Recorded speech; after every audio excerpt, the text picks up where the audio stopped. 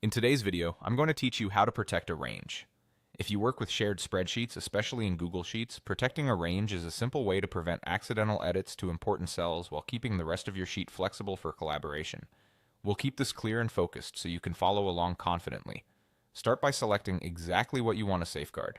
Click and drag to highlight the specific cells, or select entire rows or columns if that fits your layout.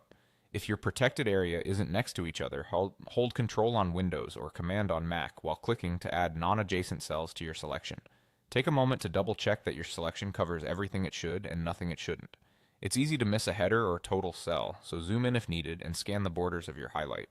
If your sheet uses merge cells or filters, make sure the highlighted region still reflects the actual cells you intend to protect. For large ranges, confirming the address shown near the name box can help you verify you've captured the right span, like A2 through D50.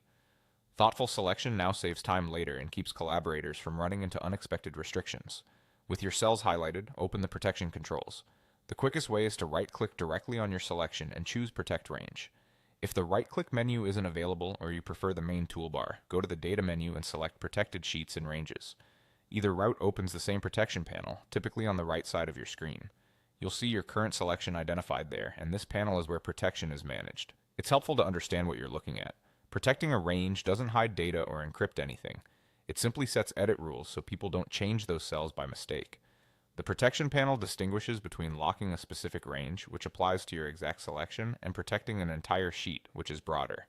Keeping that difference in mind will help you avoid locking more than you intended.